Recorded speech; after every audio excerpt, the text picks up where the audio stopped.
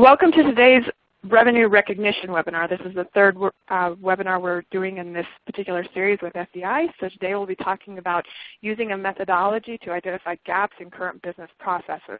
So before we get started with the content portion of our presentation, we will just go through a few administrative items. And I just wanted to let everybody know that you can download a copy of the presentation via the resources area on your screen. And following the webinar, all attendees will receive a link to a copy of the presentation and the recorded webinar. During today's webinar, you can ask questions, and we do encourage you to do so. This is a very much of an evolving topic, and we do want to be able to address as many questions as possible. So submit your questions to the question area on your webinar screen, and please provide your email address for a slip reply if you're having any administrative problems with the webinar. There will be a Q&A session at the end of the webinar. We've devoted some time to this within the presentation so we can address some of your questions. And I do want to let everybody know the audio for this webinar should be streaming through your computer, but if you're having any problems with hearing the audio through your computer, you can dial into a separate phone line, and there are two phone numbers on the slide right now that you can dial into. If you're in the U.S. or Canada, there's a line, and then if you're outside the U.S. or Canada, there is another line that you can use. And these numbers will be on the following slide, so you can write them down. We are offering 1.5 CPE credits for today's 90-minute webinar. So to be eligible to receive these credits, please ensure that you answer at least 4 out of the 5 polling questions. This is a NASBA CPE requirement. So we will be administering 5 polling questions throughout the webinar, and please do answer them. And then we will send out CPE certificates within 4 weeks of the event.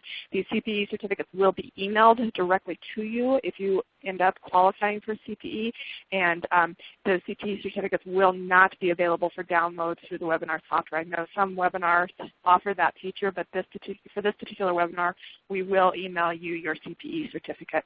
In the resources area of your webinar screen, you can see that we provided a number of resources for you to look at that are relevant to today's revenue recognition topic. First and foremost, you can save or print a copy of today's presentation if you want to take notes or follow along using a paper copy. And then you can also download Citivity's Revenue Recognition Flash Report, which is a good summary of the standard that was issued last year.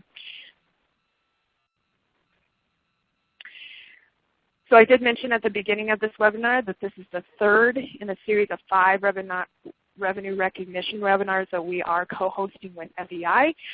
We did have a webinar on November 20th, and we did have another one on January 20th. We'll have another one in May and then in July. So this is a good series to join and keep up to date on all the evolving changes. The FEI has also established a revenue recognition center within their website. We provided a snapshot of the website on this particular slide, and then also the URL. So at this time, I'd like to introduce the first of our 3 presenters, and Chris Wright is from Proctivity's New York office.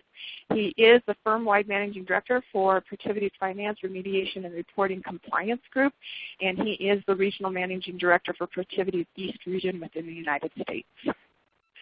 The second presenter we have today is Steve Hobbs. He's a managing director from the San Francisco office, and he is the global leader for the firm's public company transformation solution. And the third presenter that I would like to introduce is Russ Collins. He's a managing director out of Proctivity's Dallas office, and where he has been since 2005, and he also leads the public company transformation practice within our Texas market. So welcome to each one of our presenters, and at this time, I'll turn it over to you, Chris. Great, and thank you, Lark, for introducing the topic and for bringing everybody up to speed on the administrative duties. And it's my pleasure on behalf of Steve and Russ to welcome everybody to this webinar on what we think is an important and emerging topic. What we'll cover first, though, is just, and Lark mentioned as well, that we've had 2 webinars already, one where we discussed the policy aspects of what companies should be considering as they get ready to adopt this new standard when it becomes required, and the other on the people initiatives that should be undertaken. On this one, we'll be covering processes and methodologies. I would just point out that on those previous 2 webinars, as today, we had nearly 2,000 People sign up for each of them, and thus have had thousands of attendees between the two and today. We've gotten really good feedback from the Q&A in terms of being able to gather data on where companies are and their state of readiness and their plans. We found that to be valuable when we shared it with others, and we look forward to sharing it with you as well. But this all underscores the fact that companies are clearly very interested in this topic. It's emerging. There's a hunger for information on it, and as we present the data today, particularly as we talk about the diagnostic steps that companies should take, it's because companies are at that stage where it's time to do something specific to us, specific to our company, and understand how this might apply to us so that we're in a position to really formulate the plan and start moving ahead. You'll note that the next webinar after this will be on May 21st, and that is anticipated to cover the systems issues that might arise. And it'll be the fourth of the 5 with I believe, a July date to be announced later for the 5th webinar. We look forward to having you all on that. The future webinar topics are listed on the slide here. We'll talk always about the transition considerations, but in particular about the systems impact on the next webinar, and then other changes to internal controls and industry implications will be covered in the final webinar. Today, this webinar, we're going to cover a few things. The first is the new standard itself, and so it's important to cover, even in a thumbnail way, the standard. Although many of you may have attended the previous 2 webinars, we don't want to take that for granted and leave out some key information that underpins and underlines what has to happen with regard to the standard. And so we will walk through a summary of the new standard and its provisions and its timeline, so that everybody has a firm foundation on which to appreciate the rest of the webinar. Then we'll talk about the transition strategy and some of the methodological and business process implications of transitioning from the current rules to the future state. We will, as a means of driving through the process and the methodological aspects of this change, walk through and use a diagnostic tool example for 2 reasons. One, it's a great way to organize that type of activity, and 2, just to show you that these things exist, and that we believe it's a way for companies to get started, to get out of the theoretical cloud, if you will, and into some of the details as they apply to you. And of course, we'll leave time for Q&A. Lark mentioned the Q&A tab, and there are features for you to send your questions to us and provide them to us electronically, and we'll respond to those at the end of the webinar. So, a little bit more on what we're going to present today. To give you some grounding, this is all of these webinars are predicated off of what we call the 6 elements of infrastructure. And you'll see highlighted in red the methodology and business process tabs of that 6-step process. They're not necessarily always in order, but we believe that they flow one to another. If you're going to change methodologies, there are policy implications, there are process implications, systems and data implications, reporting implications, and people implications. As I stated earlier, our previous 2 webinars covered the policy box and the people box, and our future webinars will cover systems and data and reporting.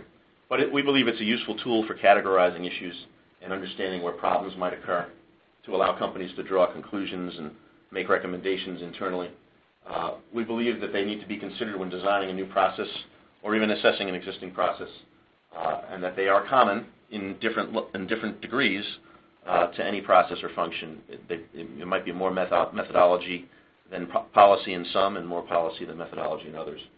And while they're not necessarily intended to be linear from left to right, in fact, we started our webinar series with policies because we believe that's where this particular change will start, when people assess what the accounting policy is and what it needs to be and drive it from there.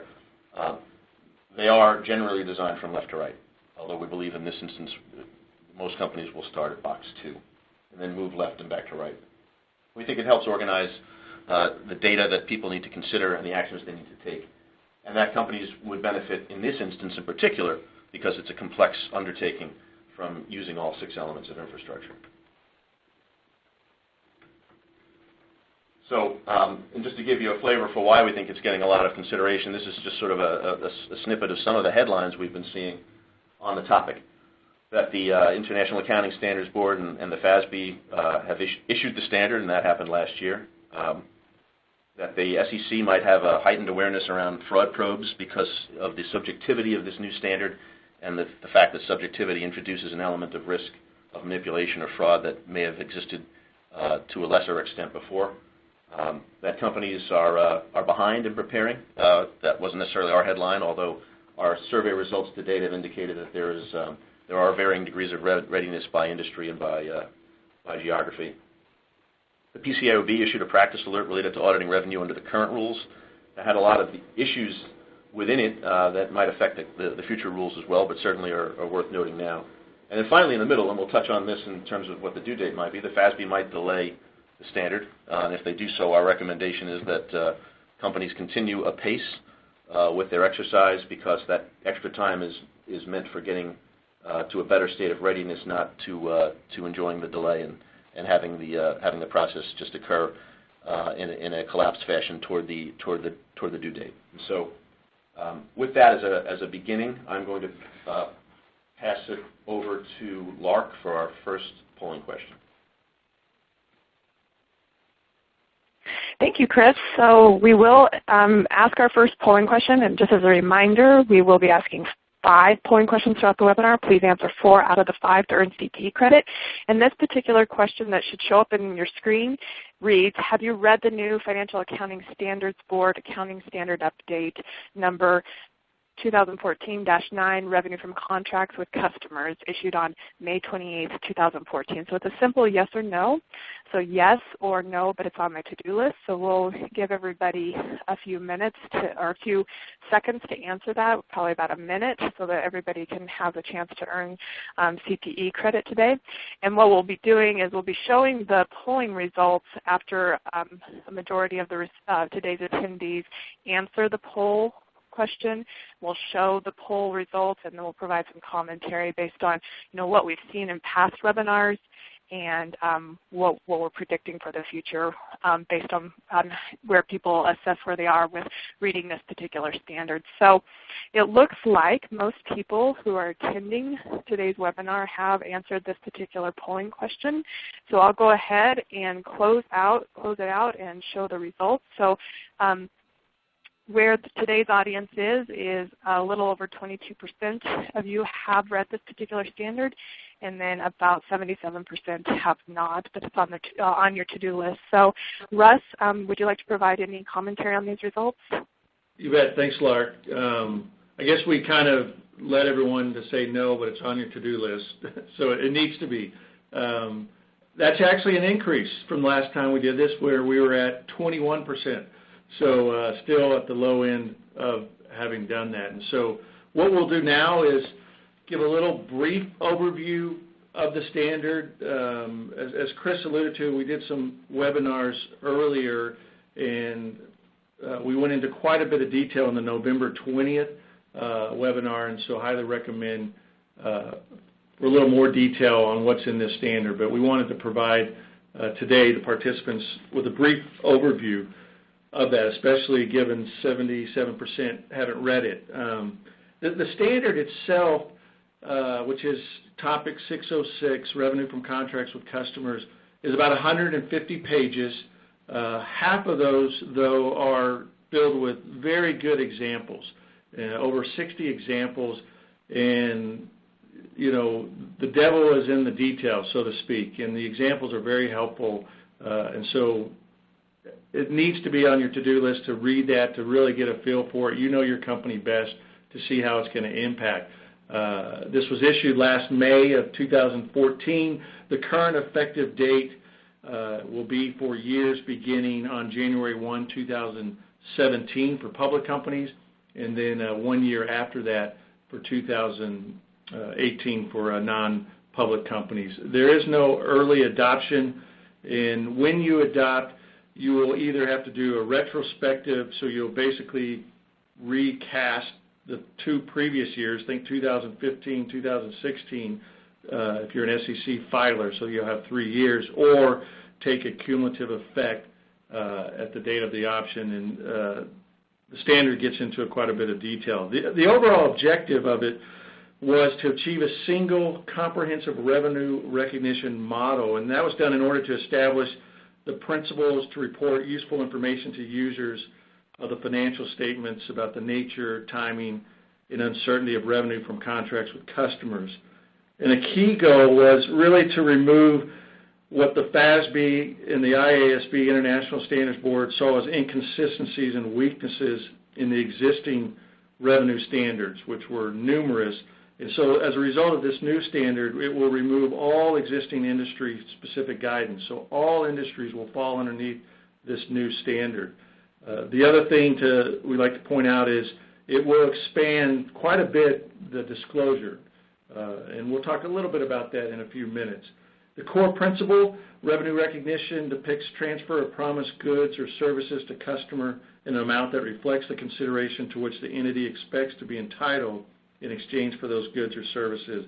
A new concept, new word that you'll hear if you haven't is this idea of performance obligations. So high-level application of the revenue model is there's 5 steps that all companies will need to go through. And just real quick on all companies will be impacted. You know, some more than others, depends on your industry, but no one is going to get away from not having to address this standard. Some of the industries we think that will be most impacted are aerospace and defense, automotive, communications, engineering and construction, entertainment and media, technology, and pharmaceutical and life sciences particularly. But again, all companies will be impacted, and so education is going to be key as you continue to learn more about this standard. But the 5 steps, the first is we have to identify the contracts with the customer, and within the standard there's 5 criteria that are involved there, and today we won't go through all those details. Step 2 is where a lot of emphasis is being looked at is identifying the performance obligation, and this performance obligation is a promise in a contract with a customer to transfer a good or service to the customer. So you have to think through, all right, what am I promising my customers, and set aside to determine how I'm going to recognize revenue. And then the third step is determine the transaction price, and that is basically the amount of consideration that you're going to receive. But within this transaction price are topics of variable consideration, financing components, think time value of money. If you're going to get paid over a period of time of longer than 12 months, you'll need to present value that, non-cash consideration, and other things to determine the transaction price. So if you have a contract of which you're receiving some money, and then you have multiple performance obligations, no longer this multiple elements, but multiple performance obligations. Step 4 then says, all right, I need to allocate the transaction price to the performance obligation in that contract. And the standard provides several methods in which to do that. And so there's going to be judgment involved in there and estimates as to how to determine the transaction price that relates to the performance obligation, and that will be an exercise in and of itself. And then step 5 is deciding when do I recognize the revenue for those performance obligations. Is it at a point in time or over time? And we're seeing that as you read the standard, that is a bigger issue than most companies realize. Step 2 and step 5 are where a lot of discussion is happening. If you are especially in a percentage of completion industry, you will want to look carefully, especially at step 5.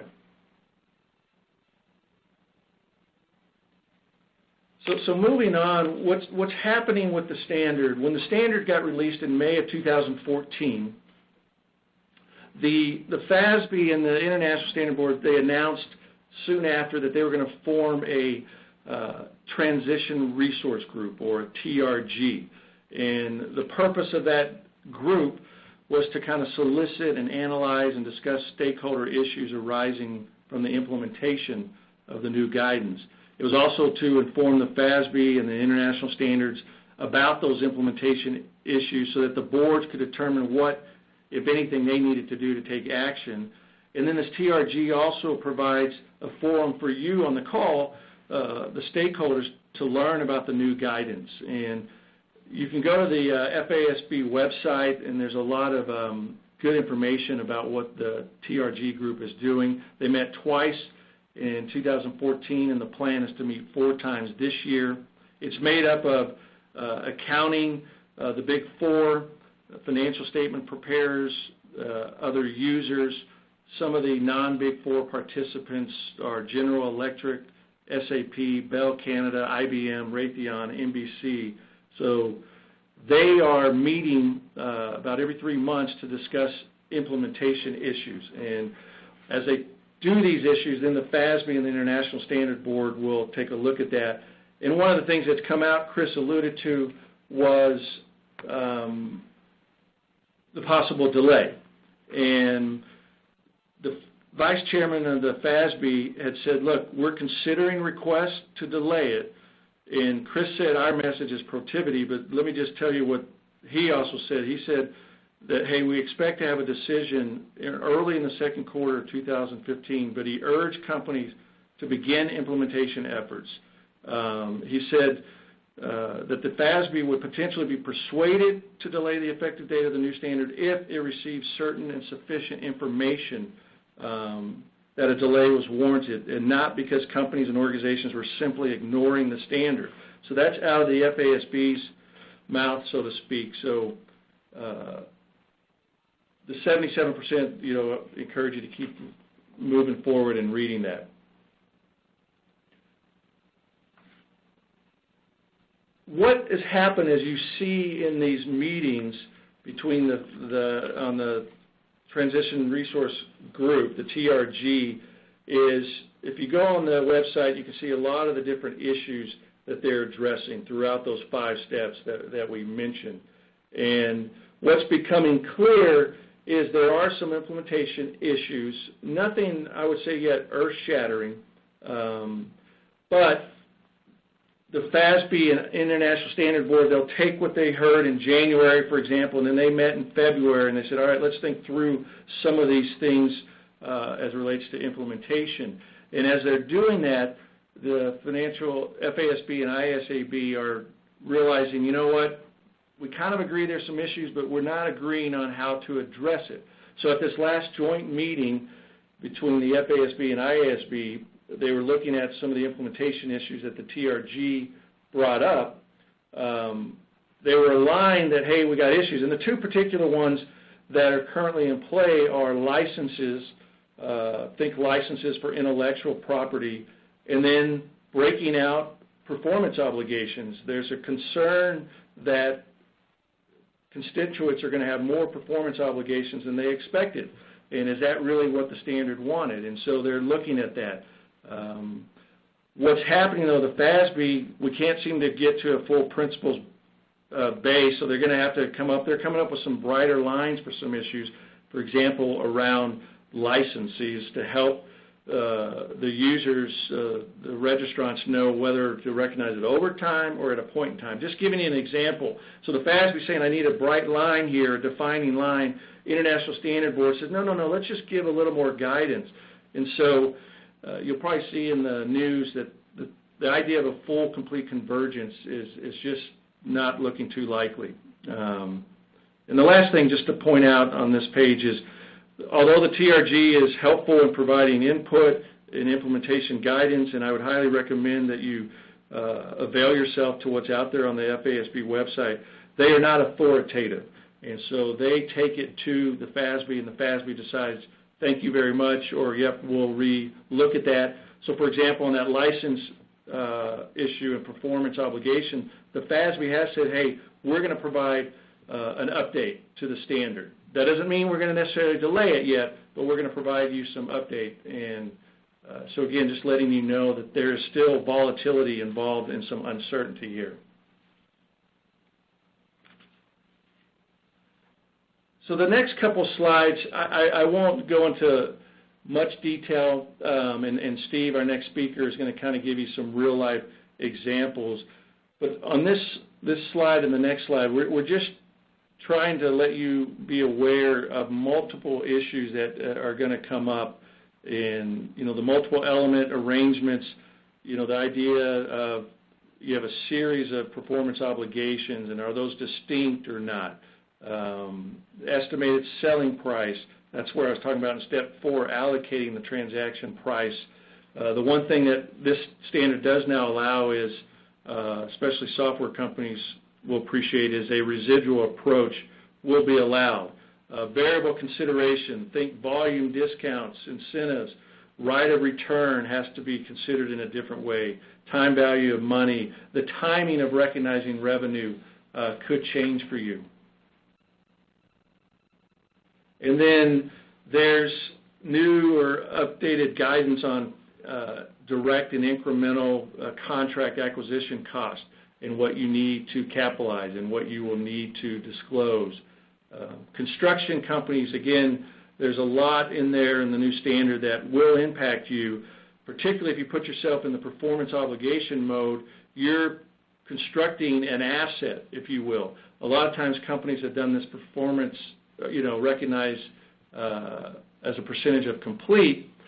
You could still do that, but now there's some criteria that you'll have to make sure that you meet. For example, hey, it's not enough just to say you're making it unique for this company. You have to say, do I have an enforceable right to payment? And if you don't, then you're going to have to recognize revenue when you're finished with that construction, not over a period of time. Just to give you an example, software, there's some guidance on licenses, and more is expected. And then the last bullet point is just, again, disclosures. So there's a lot to consider. Lark, I'm going to hand back to you for the polling question. Thank you, Russ. So we are going to ask the second polling question at this point in the webinar. So once again, if you would like to earn CPE credit, please answer 4 out of the 5 polling questions during the duration of this webinar. So this polling question reads, if the effective dates for the new revenue recognition standard are extended beyond the current requirements, does your organization plan on moving ahead with a transition strategy in 2015? So it's a simple multiple choice question, yes, no, or don't know. So go ahead and select the one that best applies to your particular organization. And while we wait for a majority of the attendees to answer this particular polling question, I do want to remind people, if you're having problems listening to the webinar through your computer, that is the preferred method. We're asking people to stream the audio through their computer speakers, but you can send in a notice to the Q&A through the question box on your webinar screen, and you can let me know if you're having problems, and I'll provide you with the number that we had talked about earlier within the webinar during the administrative slides. So once again, go ahead and submit your answer if you haven't done so. We are seeing a good number of people who have answered this particular polling question. So what we'll do is we will go ahead and show everybody the results. And it looks like today's audience chose don't know as the most popular answer. So almost 60% of you said you're not really sure how a possible delay will affect your transition strategy for this new accounting standard. So Steve, would you like to provide any commentary on these results? Sure. I think this is indicative of, all of us being busy. We've got a lot on our plates. A lot of uncertainty around this standard. Some have moved forward, and they're going to take advantage of this potential delay as a way to make sure that they're really ready and think through that.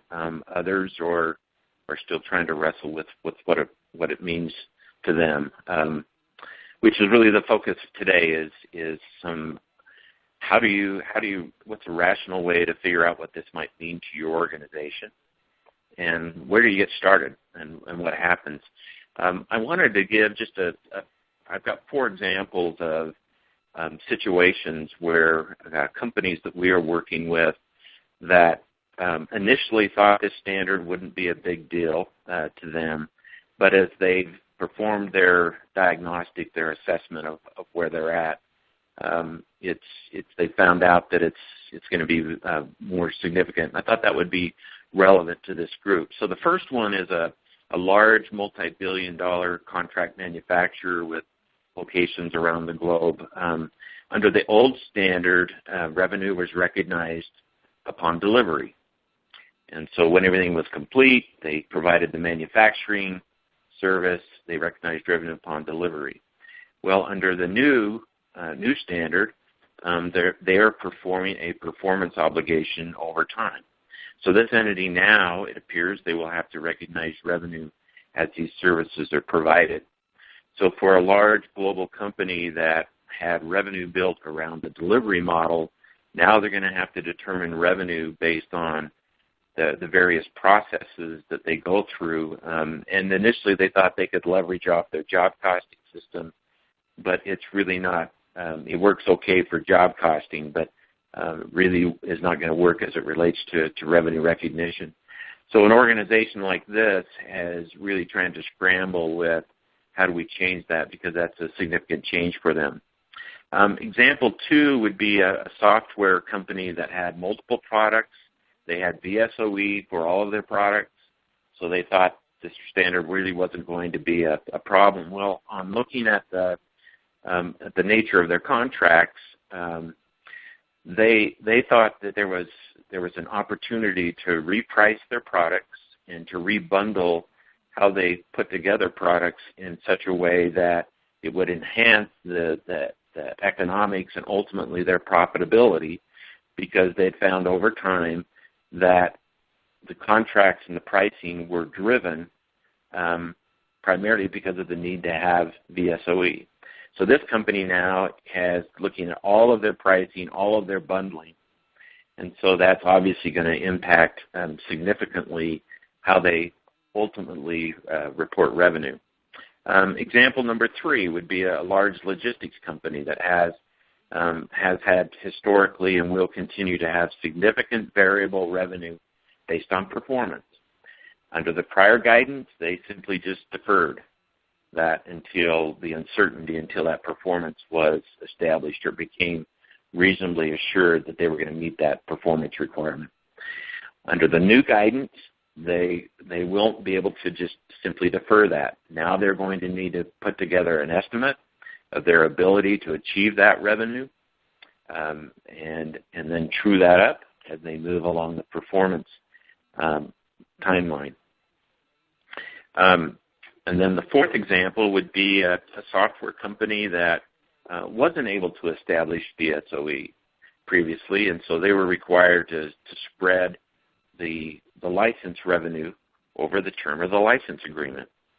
Well, under this new standard, there's a potential that they would be able to recognize their revenue upon delivery of the license, because their other obligations are not significant in relation to the license, and and when you allocate the consideration, they'd be able to recognize it up front. So these are 4 examples where companies really weren't quite sure how this might impact them, but as they got into the standard, as they looked at their processes, as they looked at what the impact on their contracts, they've made some decisions, and in these 4 cases, this is going to have, I think, a fairly significant impact.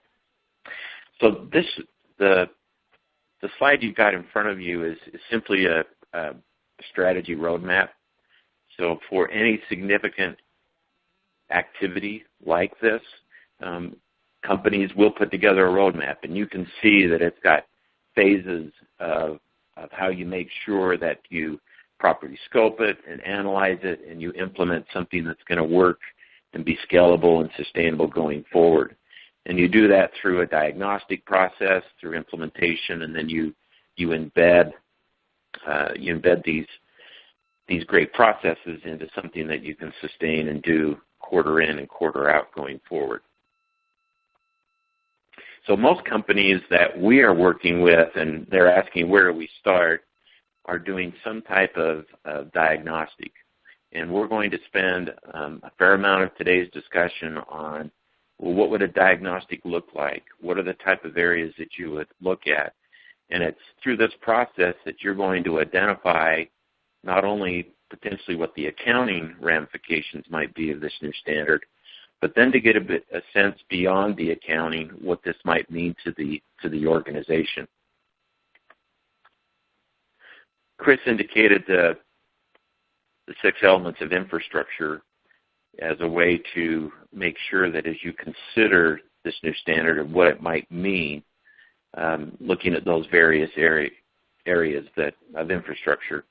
So on this slide, you see those on the circle around. You see those 6 elements of infrastructure. And so in the diagnostic and the assessment is really trying to scope and analyze not only the accounting, but the impact on our methodologies, our processes, systems and data, other types of reporting, and then what does it mean to our people.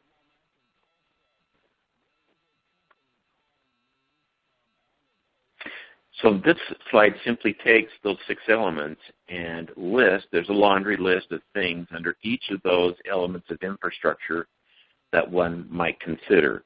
The methodology and the business process elements are our focus today. Our previous webinars focused on the business policies column and the people column, and future webinars will focus on the systems and data.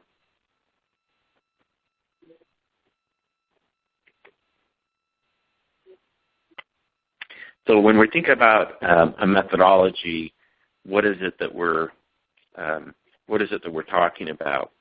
And really, it's as it relates to this should there be a framework that, as we think about what this standard might mean to our organization, rather than simply do it in a silo impact, let's just let the finance and accounting folks worry about it, looking at it maybe from a cross-functional view, and begin to put together some type of a framework or a plan that identifies the risk and identifies resources. So when we talk about methodology, those are some of the things that we're thinking about is what's a logical way and approach for us to tackle this new standard and what it might mean to us.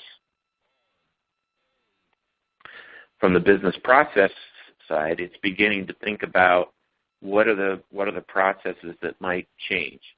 And that could be processes within the order-to-cash cycle. As we talk about the cross-functional nature of this, we'll see that this touches perhaps other parts of the business. So begin to think about what processes, what are we going to need to do differently going forward that we're not doing today. So going back to my previous example of the manufacturer that recognized the revenue all at the time of delivery. Now they're going to have to recognize revenue as they perform the contract manufacturing, so over a period of time. So what does that mean in terms of what kind of processes are going to need to change? Certainly that's going to touch on the other elements of infrastructure, but there's going to be another number of processes that either need to be created or modified from their existing state today to being able to gather the information and to report the revenue on a consistent basis. I touched on the cross-functional impact of this. So as you can see on the next 2 slides, this is, again, a laundry list of potential impacts across the organization. So in the area of human resources, commissions and compensation could be impacted by this. The amount of skills and the people that you might need to deal with the transition are likely to, there may be some skills and resources that you don't have that you'll need to bring. The accounting and finance group, obviously they've got the longest list because they're going to be touching everything from policies and procedures, the historical reporting. Companies need to think very carefully that if they change the way they recognize revenue historically, they're certainly going to need to change the way that they forecast revenue. And for any public company or other companies that provide forecasted revenue information, this change in standard, you need to make sure that you consider what that means to forecasting. And then certainly from a reporting aspect, you may be recognizing revenue earlier, depending on the transition method that you elect. If you use the retrospective approach, and you would need to be, you'd already need to be, if you were going to adopt this in 2017, you'd already need to have a reporting mechanism in place to capture the information starting in 2015. For companies that have internal audit functions, once you change processes, once you change revenues, you change from rule-based standards to principle-based, that brings up a whole host of issues that internal audit functions are going to need to think about. That's also going to translate to audit committees and risk management committees, either of board or of management. The Treasury function, oftentimes when you change revenue, it's not going to impact the cash flows. But we've seen a couple of instances where actually this change in the new standard did impact cash flows. And the reason for that is that a company was recognizing, when under the new standard, they're going to be recognizing revenue earlier. And we saw this with the multiple element arrangement accounting standard that came out a couple of years ago. And when companies started recognizing revenue earlier, they didn't receive any more cash earlier, but their commissions were based on when revenue was recognized. And so they did find that they needed to pay out their commissions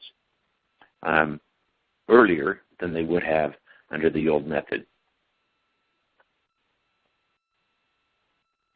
Just some other areas, so that we touched a little bit on these, but sales and marketing. When the sales and marketing folks in your organization, they should be involved in considering the impact of this because they have either had to live with bright lines for accounting purposes that have driven some bundling of products and services, may have driven the pricing, and they may want to look at that on a, as I indicated in the one example, they decided to make some significant changes in how they priced and bundled their products and services. So that's a group that's going to be very influential.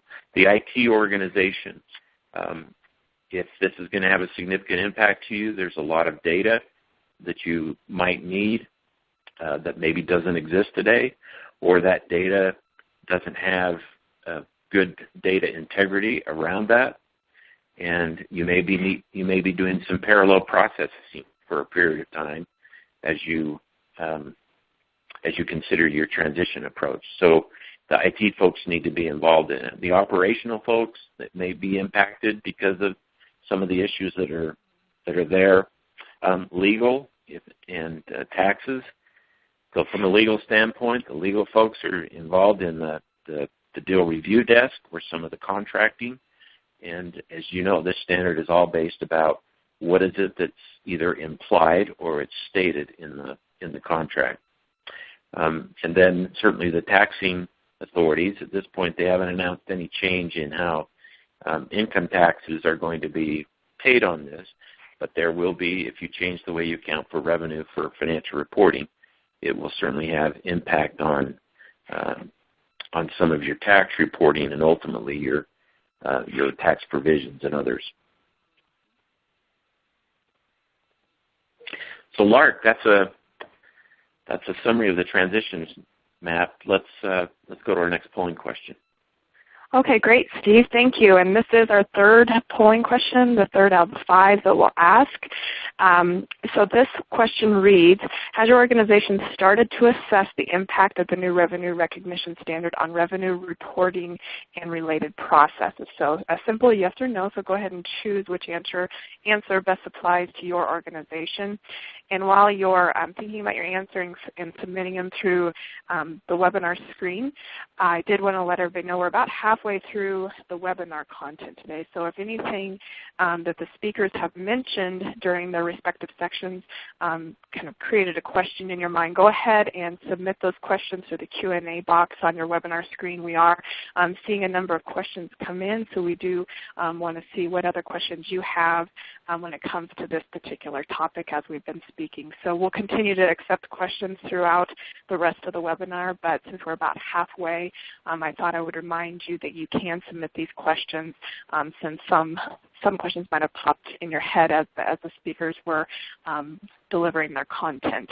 So just to give everybody a few more seconds to answer the question, we will close out the polling question shortly, so go ahead and submit your answer if you haven't already. And what we'll go ahead and do is move to the polling results at this point in time. So it looks like a majority of today's attendees selected yes as the answer to this particular question. So Chris, would you like to provide any commentary on these results? Lark, I think that's directionally positive. I think it's important that, as we've stated earlier, the premise for this webinar is that companies start getting ready for this standard, and I think it's good to see that's taking place, and it's good momentum from the previous webinars.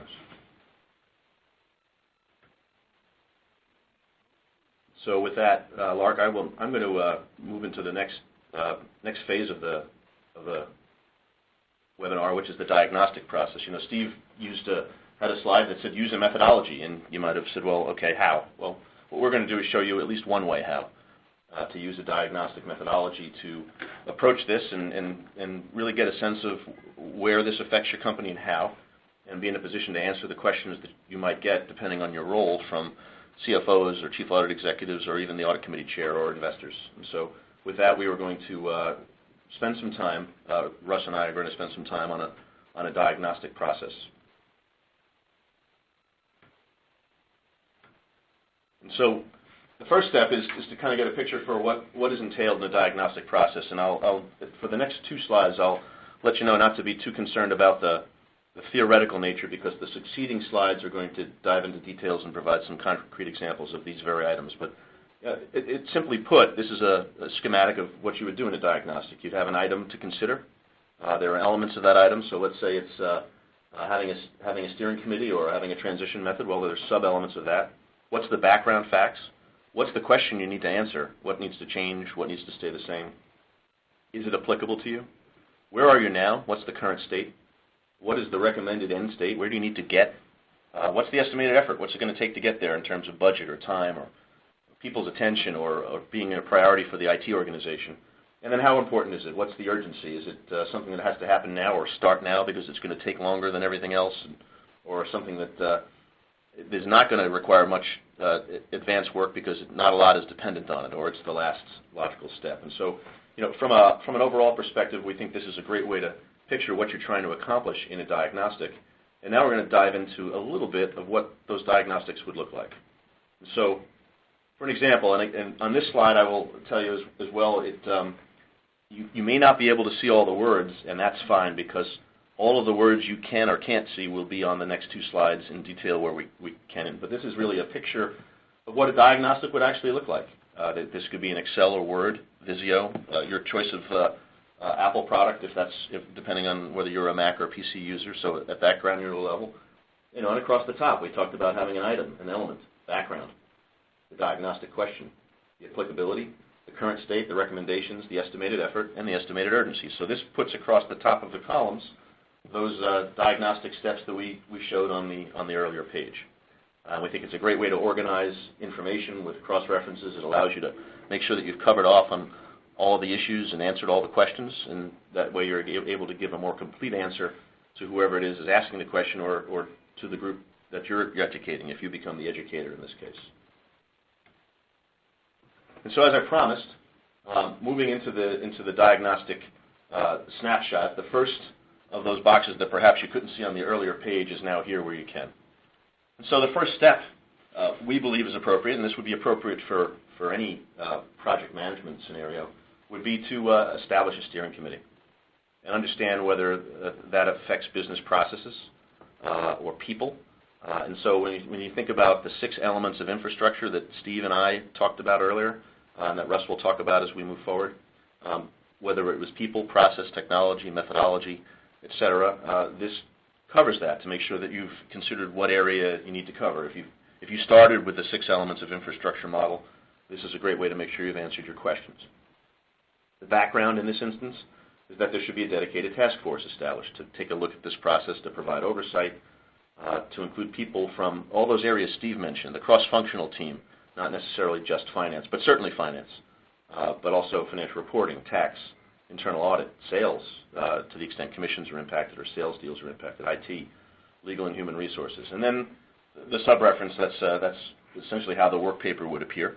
But then the diagnostic question. So the first question, have you Have you evaluated the functional framework to see what might actually be impacted? What might actually change at your company based on these new rules? Has the steering committee actually itself been formed? So the first question was a process question consistent with today's webinar. Second question, has the steering committee actually been formed? And does it have the right number of people on it? Is it properly composed of all the people from that cross-functional group that Steve talked about and that's referenced here in the background section? And then has everybody on that committee, all the members of the Transition Steering Committee, been provided with the training they need? Training like this, they could, other webinars, and there are plenty of them out there, or in-person training from you if you become the trainer, so that they know what it is they're supposed to be looking at, and they at least have an appreciation for what might change so that they can be on the lookout for what has to happen. And so that's a deeper dive on that first box that was on the previous slide. Again, we're trying to give real-life examples here based on what we're seeing and what we're doing in the field so that you can get an appreciation for what it is you can do now as we start to deal with the fact that the standard is coming. So the second question, again, the second of the questions that were on that example page where you couldn't necessarily see the words, but you could appreciate the theme, is listed here as well. And so determining the transition method. And so here, as you recall, today's discussion is around methodologies and processes. And so, and the earlier webinars were on policies and people. And so here, the question becomes one which covers all three of those three of the 6 elements of infrastructure. So, in this instance, the background is that the new standard is going to require companies to transition either using the retrospective method that Russ discussed, or the cumulative effect method that both Russ and Steve discussed, which is whether the company will go back and restate the prior years, whatever those prior years are, or do a cumulative catch-up. So the first question, have you analyzed to determine which one is the best for you? What we're seeing is that most likely where there's going to be significant change, it's more likely than not that companies will choose to do the retrospective method, because the idea of having revenue that's never recognized anywhere except in a cumulative catch-up adjustment does seem to be anathema to the people giving that consideration for good reason. They're measured on revenue, and that would be revenue that never really happens, and that's we don't see a lot of appetite for that. The second question, have you used decisions to determine which transition method, and have you documented why? Did somebody write it down? Has there been a scribe appointed? Is somebody documenting this so that perhaps the audit committee, who may ask or want to weigh in, understands what you were thinking about? Has it been approved by the steering committee and other stakeholders, such as the audit committee, the CFO, if you're not the CFO? And then finally, have the external auditors been included in the discussions, because it is an evolving area for you, it's an evolving area for them, it's not been adopted by anyone, and so it's new for everyone, and it's worth a discussion to help keep everybody grounded and rooted in what it is you're trying to accomplish, and on the same page as you move progressively through the steps. And note that this is in the early stages. We are recommending dialogue with your auditors throughout, and this is one of the earlier discussions and decisions to be made, which is around what is the transition method.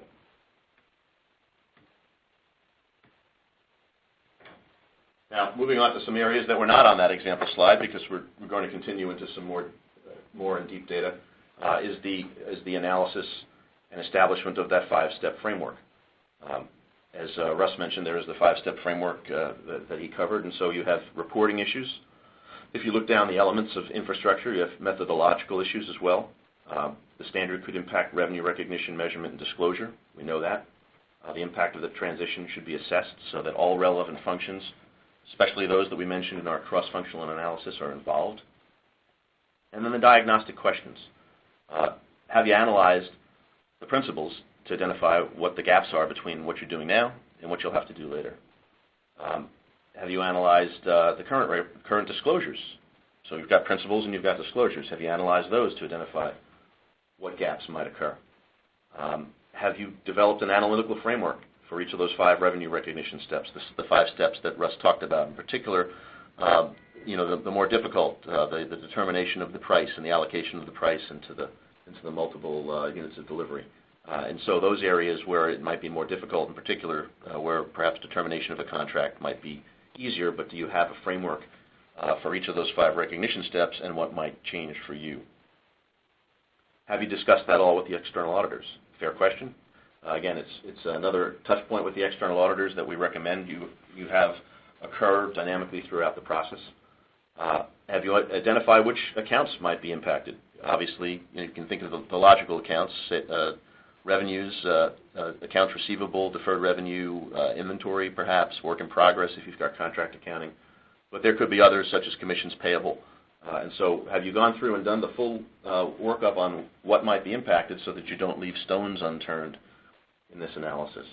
And then have you developed pro forma financial statements, the what-ifs? What if we had adopted this earlier so that people start to get a picture, at least from a high level, of what the P&L is going to look like based on what it looked like in the prior years? Have you overlaid this on data? Because, as one of the groups Steve mentioned in the finance area was are you giving projections to the street, and do you provide guidance on earnings? Developing a pro forma background on historical results is a great way to set the table for being in a position to answer those questions to investors and analysts as they ask them around what might have to happen from an earnings reporting perspective. So this particular gap analysis and the establishment of the 5-step framework, again, comes in the order it comes because those 5 steps are foundational, and it's important to understand how each of them lays out and have an approach to each one, as well as, in particular, to dealing with gap assessment. Where are we now? Where do we need to go? And that, of course, throws off the work plan. Okay, what do we need to do to get there? So from there to another new item that was not on the sheet on the earlier pages, the assessment of reporting system capabilities. Not surprisingly, these are exclusively in this instance, and would probably in most companies be almost exclusively related to the element systems and data, the element that we're going to discuss in our May 21st webinar.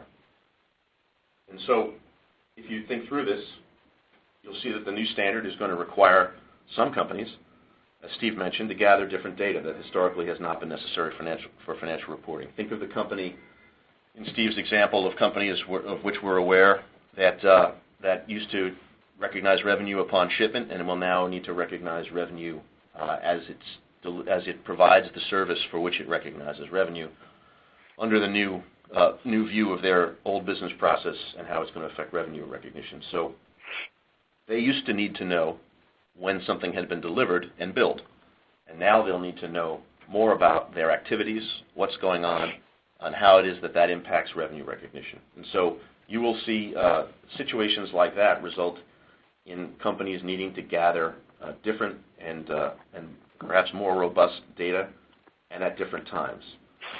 The new disclosures themselves are also going to require some incremental reporting capabilities because they'll require, and Russ touched on some of these in describing the new standard on one of the boxes about what changes, but a lot of disclosure will be required, especially where there are circumstances that two companies using the same set of facts might come to a different conclusion and both be right. There aren't too many scenarios where that might happen, but it's theoretically possible. The footnotes, the disclosures, or analysts should be able to look at those two companies, gather the information from the footnotes, and understand what's different and what's the same because they have all the data they need to come to that conclusion on their own, to do their own analysis as opposed to relying on simply the financial statements at their face. So the questions involved in this particular exercise, have you identified the new data elements for recognition, for measurement, and for disclosure? So first step, it seems pretty logical. What have I identified? Have the sources been evaluated to determine what's the best way to capture that data? Obviously, you don't want to create a situation where you have a project to adopt this new accounting standard, and it's a project that has to be repeated every year. It would be a mistake to have a project that doesn't result in a process that keeps you compliant. And so what is the most effective and efficient way to continuously capture that data is an important question to ask. Have any upstream processes been modified to capture those data elements? So are the logistics people prepared to give you new information? Is the shop floor ready to report more information? Is the sales team ready to report new and different information? Is the HR team ready to get you a revised accrual of commissions based on the old commission plan and the new revenue? All of those questions about upstream or even downstream processes and whether or not they've been modified to completely and accurately capture the data are worth asking. have you developed a plan to modify current systems to support that standard?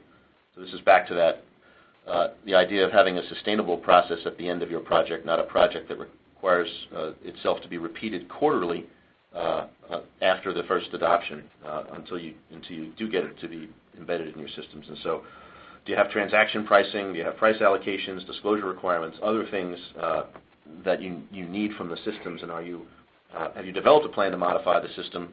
Because certainly you can't modify it until it's live, but you need to be ready to do so when the time comes. If the standard, the system that you have, can't support the new revenue recognition standard, have you identified a new system? It's possible that there are companies that are, I would also add, are you considering putting in a new system as an aside, and could somebody go take a look at it and make sure that you're not about to install a system and spend a lot of money and incur a lot of that time and effort that can't handle the new revenue recognition standard? And so, but if that current system can't support the standard, have you identified the system that will? And have you had the need for parallel processing considered? To what extent, especially as Steve and Russ both mentioned, if you've got that transitional approach and you choose to retrospectively adopt, how is it that you're going to account for the data you need for the 2 older years? Are you going to switch the GL system to the new accounting and run the years that are running off on the side? Or are you going to switch to the new accounting when it applies and run a project on spreadsheets or other forms of data gathering and capture to capture those 2 older years? That's worth thinking about now, especially if you're in a dynamic ERP environment where systems are changing all the time. You'd want to make sure that you are not entering into areas that are creating difficulty, and that you're maximizing the areas where you can help the process along.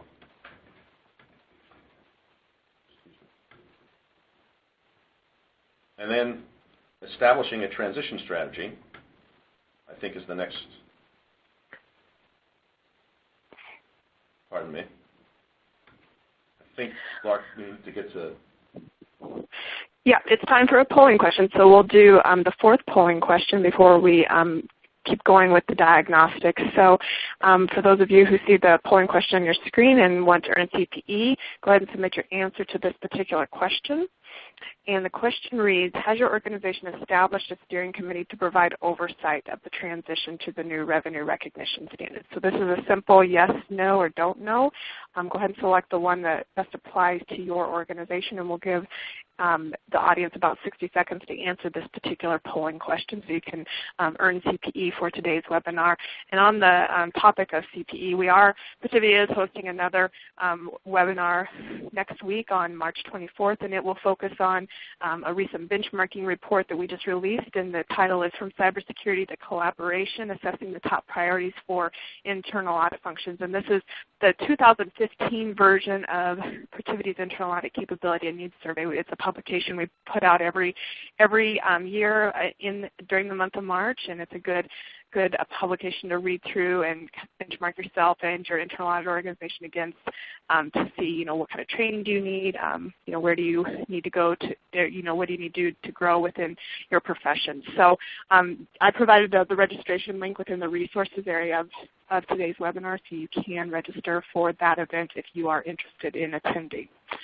So at this time, we have received a majority of the answers from the audience, so we'll go ahead and look at the results. So it looks like the answer of no was the most popular for today's audience for this particular polling question. So Russ, is there any commentary you have on these results?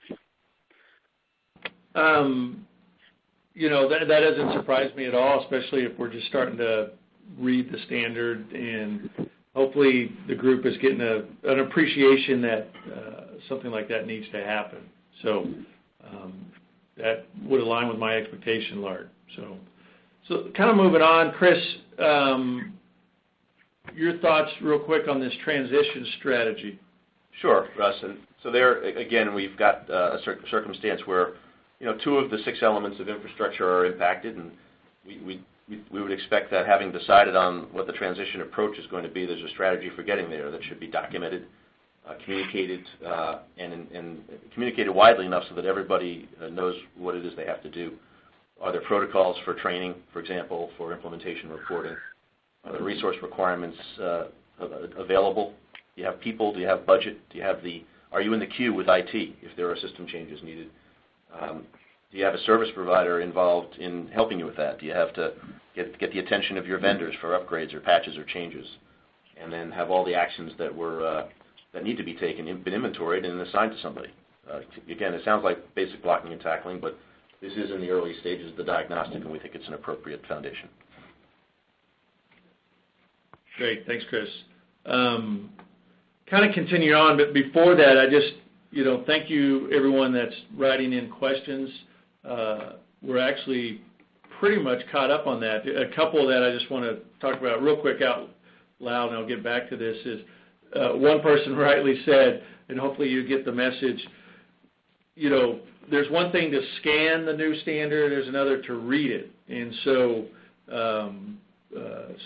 definitely we are highly recommending that you read it, love it, know it. And there's also several questions, good questions on industry specific, how is this going to impact me? I just want to remind that in the examples are a lot of good examples, and really you'll read through the first part standard, you'll start letting the CI just sort of seeking in, I kind of understand it, helpful, and then when you start getting to the examples, it'll just start solidifying in your mind, and you may have the oh my gosh moment, this is going to impact me more. So several industries, it's not put by industry, but several industries are in there. We've had some discussions on healthcare, and there are some examples in there, and anyway, and your external auditors will have some good guidance as well on their websites if you want to do that. One of the questions that hasn't been answered, Chris, just doing a quick little timeout audible here, was an example of a hardware company that currently recognizes upon shipment but also has a small software and PS revenue stream. Again, I don't have the facts of that, but that's the idea of, hey, do you have separate performance obligations? And you may have to defer that depending on it. The one thing with this TRG group that just recently, one of their topics, just to give you an idea of what they're doing, was the FASB, they said, hey, we're coming up with too many. And they said, well, we want to remind you that you don't necessarily have to identify a separate one if it's immaterial to the context of the contract. So not a lot of guidance per se, but again, just keep digging into the detail, which again emphasizes the importance of reading that and then doing a diagnostic of what we're talking about. And there are a lot of decisions to be made along the way of these 5 steps, a lot of things that Chris and Steve have talked about, and that's why, getting back to the slide now, all big, good projects should have a PMO, a project management office, and that's going to address all the 6 elements to some degree. And you've got to herd cats, so to speak, and all these other functional groups that we've talked about: the accounting, IT, legal, treasury, tax, operations, sales and marketing, HR. We've got to track that and monitor that, and so there needs to be a project manager. So has one been assigned? And the second thought is, all right, we've got someone assigned, and they're going to have to put together a timeline, and to make sure that considers not only, yes, I have a timeline, but how long is it going to take, especially if I have heavy involvement in my infrastructure, the processes and the systems, and how am I going to track that I'm on time? Do I have an adequate dashboard? And just a mechanism to really keep track of that. So that's the idea of this reference number 6 is establishing a PMO office. Because we do believe, as we've said, some companies it's going to be quite a big impact. The other is great. We've got these step 5s. Well, you're going to have to understand them, dig in, read those, and then that is going to change to some degree your accounting policies. You've got 5 steps there. You've got to identify the contracts with the customer. Several questions we've received. Well, what if it's not formal, or if it's informal, or I get an advance payment? Yep, those are good questions. Step 1 talks about those. you're going to have to decide how that's going to impact your policy. Well, how do I identify the performance obligations? What's my policy of that going to be in step 2? Do I have a distinct performance obligation? Is it material or not? How am I going to determine that? You're going to need a policy for that. The transaction price, all the variability that you're going to see in the standard, that's going to impact your policy. How do I allocate that to the different obligations? And the standard goes through different ways and methodologies you can do that to update your policy. And then you're going to have to have a policy say, all right, I've done all these steps 1 through 4. Now, can I recognize it when? At a point in time or over time, or is it going to depend? And these are all things, as we all know, you've got to have policies to guide the processes, and they're going to have to document those steps. And the second question, they're going to have to document estimations and judgments, such as the timing of revenue recognition, such as how am I going to allocate the transaction that I've or not transaction, the transaction price. And then, as I've said, materiality thresholds. The standard allows a little bit of immaterial, practical expedience. Well, how do I know if I have that or not? So these are things, diagnostic questions to start thinking through.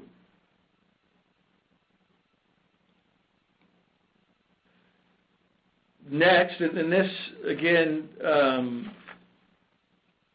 as you are looking at your processes, particularly as you've gone through and you're determining your gaps in all the areas that we've discussed, likely, in fact, I would say for everyone to some degree, you're going to have changes in your processes and therefore in your controls, whether that's the judgments and estimates. For example, step 1 says, hey, I have to determine if it's even probable that I'm going to collect revenue on the front end. If I can't even say it's probable I'm going to collect, I don't even get to go to step 2. So that's step 1. And so what controls are we going to have in place to determine whether or not I've met step 1? And what controls am I going to have to decide whether I have a good or service that's distinct or not? And the controls to approve how we're allocating the transaction price.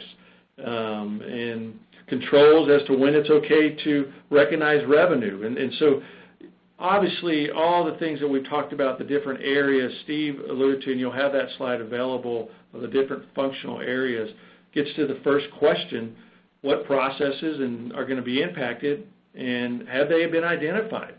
So again, that will help you determine your gap. What do I need to consider? And we've listed some there. And just looking at, question C, 8C, have appropriate parties receive training. So once you determine the policies and the new future state of your procedures, you're going to have training. And so you can just see how starting to think through these questions, even if they delay this, there's a lot that has to be answered and to start working on. And how's that going to impact question 8D, my overall risk assessment? Particularly with SOX 404. And again, have I clearly defined review and approval process, segregation of duty issues?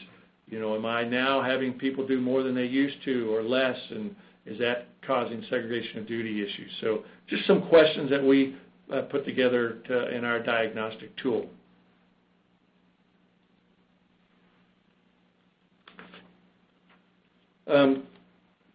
Number 9 here is deals with the actual, primarily the financial reporting aspect. Is we've done all these things, and ultimately at the end of the day, we're wanting to, put our financial statements together. And so it's hopefully you're starting to appreciate a little bit, and again, as you read and mull over the standard and think through these, there's going to be impacts of that. And so the first question, have all incremental quantitative and qualitative financial statement disclosures been identified? And so in the standard, and we kind of alluded to it in this webinar, they are expanding the disclosure. They're expanding possibly more than what you currently do, the various categories of revenue. For example, the type of good or services, the major product lines. Geographical region is also in play, as it currently is as well. The types of customer, government or non-government as an example. Maybe the types of contract, fixed price or time and materials contract. How long are the contracts? Short-term, long-term contracts. When will the long-term revenue be recognized? To give the reader an idea of a timing of that. And so that's one aspect of it. They're going to also ask for, give us a little bit more content of what's in the contract balances, in the performance obligation, and what were some of your significant judgments involved, and were there any changes in judgments? These are some disclosure items that you're going to have to identify, as well as the pre-adoption. Now in 10Ks, companies are probably right now most likely saying they're still assessing the impact, but as we get closer and closer, you're going to have to determine how that will impact you.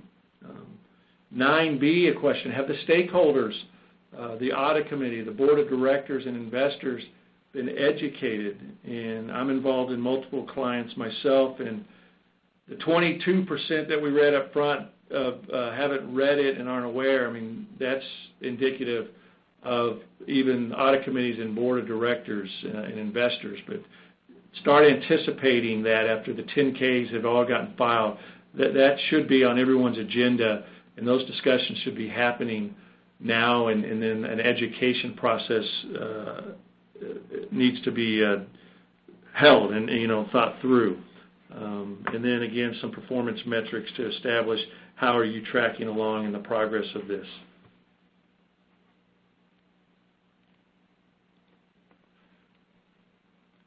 So Chris kind of started this, and as you go back and look at the diagnostics and what we're showing you, we just said, hey, there's some item to consider, and we've given you 9 of them, and we like to think through the 6 elements of infrastructure, and so we've tried to say, hey, how does this impact my infrastructure, the policies, the processes, the reporting, the systems and data? And then the background we show is just, what's the context? Why do I care about these diagnostic? So we're just trying to give some of the reason behind that, and then we go to the questions to be asking. And then what's not on these slides is, all right, is this applicable to my organization, yes or no? What is my current state? Truthfully, it's like probably, we got to get going, and all right, what do we got to do here? What's the recommendations? What are the things that we need to start doing so that we can put together a plan?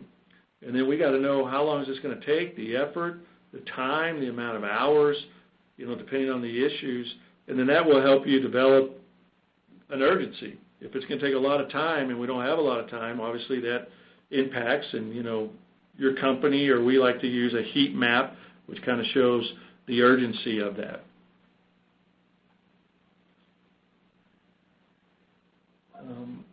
I'm going to come back to this, Lark, just to wrap up here. Is that okay?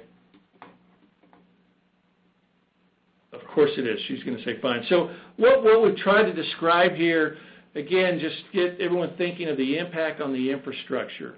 How is this going to impact you along these 6 elements? We've highlighted in dark gray there some of the areas that we've gone over today particularly. Of course, all the diagnostic questions deal to some degree with all these 6 elements, but these are just some of the things that we've discussed today. So I won't reiterate those.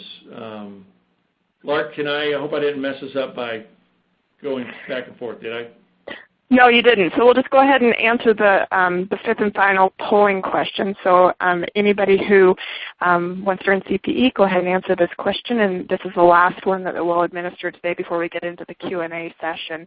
So the question is, has your organization documented its transition strategy related to the new revenue recognition standard? So the options are yes, no, or don't know. So go ahead and answer. This question will give the audience about 60 seconds to answer this polling question, just to make sure that you can get this fifth and final polling question in before we go into the Q&A session, which Steve Hobbs will moderate. We have received a lot of really good questions, and thank you for sending them in. So we'll try to get through as many as possible. Our speakers have been taking turns answering some of the industry-specific questions that have come in, because they're very specific to an organization or to an industry. So we have tried to address those as many as possible through the actual Q&A feature on your webinar screen. So we'll go ahead and we'll look at the results for this particular question before we go into the Q&A portion part of our webinar.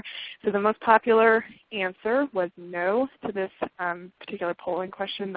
The second close was don't know, but about 12% of our attendees have started this documentation process. So at this point, Steve, I'm going to turn it over to you so we can start addressing some of the live questions that we received. That's great, Lark, and we have tried to respond directly to some of you who have sent questions directly to us. We want to share some of those with the group, so realize you're getting off the top of the head answers on some of these. We directed you to some authoritative literature where we know that off the top of our head. This new standard, the devil is in the details. So we would encourage you to look at the standard, because there are some, there are some nuances about this, and there's this issue of moving from a rules-based approach to a principles-based approach, and we've had things before. It was revenue was really focused on specific events. Now we see that we're recognizing revenue. We're almost looking, some people have described this as a balance sheet approach. So we're looking at what are the obligations associated with the contract, and when those obligations, and we can value those, when those obligations are out there and they're real and they've taken effect, that's when you record the obligation, and that's what's driving revenue. So there's some subtle nuances as it relates to this. So the first question I want to throw out to Chris and Russ is all this sounds great. If you're a multi-billion-dollar organization, you've got lots of resources to throw on this. But what happens if you're a $100 million business or even smaller, and you don't have a lot of resources to do that? Is there a shortcut method, or if we can simplify this, dumb this down somewhat, how would you suggest? How would you suggest to start? Because I just don't have a lot of resources. Steve, this is Chris. I'll take a stab at it if you don't mind. The diagnostic can be not to tout that too much, but that is a great way to avoid either overestimating simplicity or overestimating complexity of the change to your organization. And it can be done rather quickly and at a high level, so that you get a quick feel for what has to change. And then, the rules of large numbers may apply. The larger you are, the more complex the change might be. I don't have a great answer for maybe there's a startup with multiple revenue streams that aren't particularly large right now, but will be someday. And so that's a unique problem to have, where you might need to think through what your budget's going to be. But broadly speaking, the diagnostic should either heighten your awareness or alleviate your fears pretty quickly. The risk you run of either underestimating how hard it's going to be or overestimating how hard it's going to be is that you might either do too little too late, or too much too soon.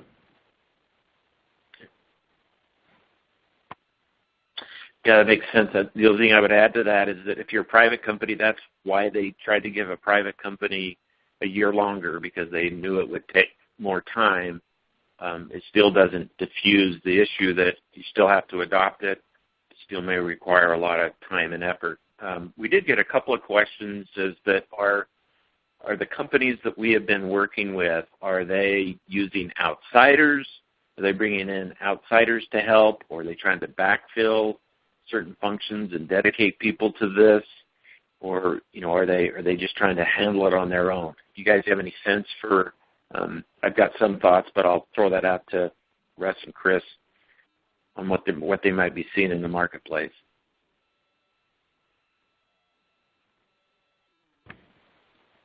So, Steve, this is Chris again. I think it's been a bit of a mix. I think the large organizations that have perhaps a large accounting department, maybe even a separate financial reporting department, have at least internally started looking at the policies alone and taken it from there. A number of companies have reached to outsiders if those are their typical go-to resources, and of course everyone who is and should be reaching out to there's a third-party provider that can't help you adopt, but will be a part of the process. Liaising with the external auditors is a universal need. Okay. And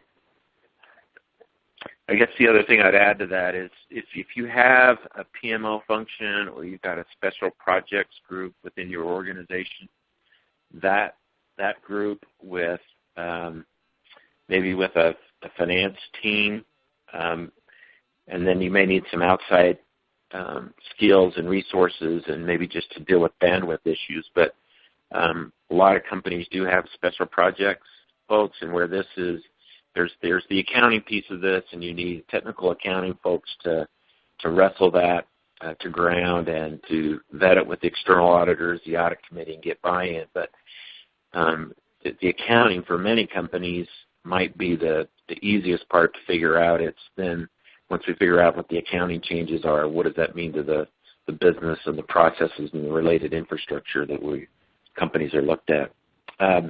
Yeah.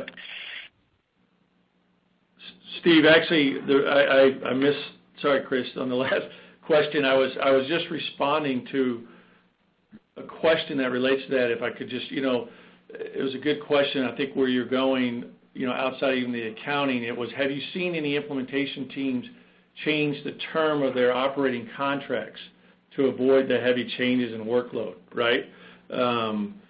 So an example I was in the middle of typing was, think of let's just say a consulting company is hired to do a particular project, and historically they would recognize revenue generally as time is incurred. But if you look at the fine print of the standard, it could read, well, wait a second, that company has hired you for a specific obligation, and so you, on the surface, won't be able to recognize it until you've delivered that, which obviously could cause some issues.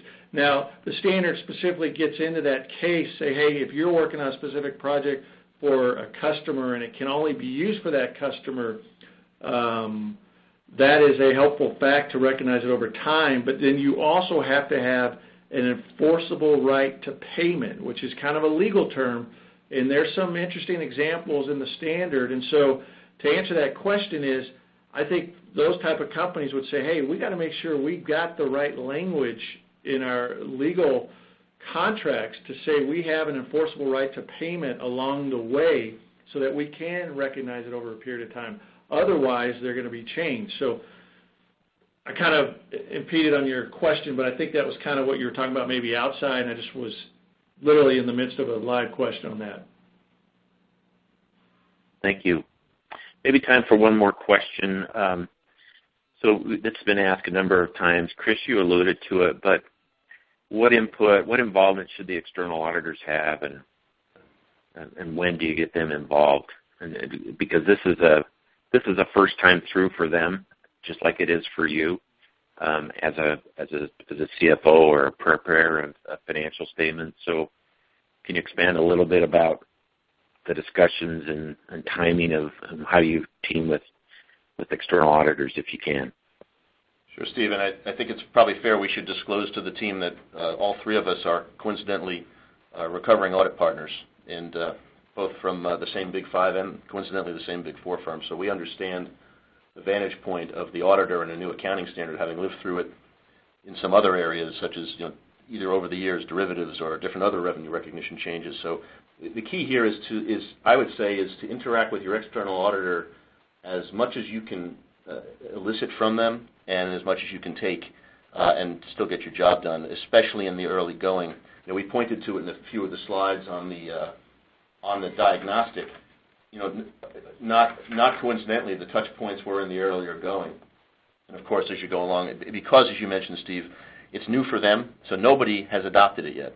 And early adoption is not an option. It might be, but it's not now, and so nobody will be able to say they adopted it before anyone else unless you're not a calendar year ended. So we're encouraging touch points at the decision points of retrospective versus prospective, because they may have a view on how auditable you are or how easy they think that's going to be, as well as on some of the policy development, such as, so before you go to processes, technology, people, and methodologies, that you clear the policy with them as well.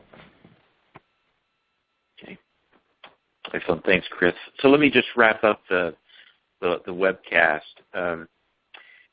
The natural tendency, I think, for all of us on the phone would be to put this off, that it'll either go away or it'll get postponed, or we'd underestimate the significance of this. And I think what these steps do is that we would suggest at least make an educated decision to put it off.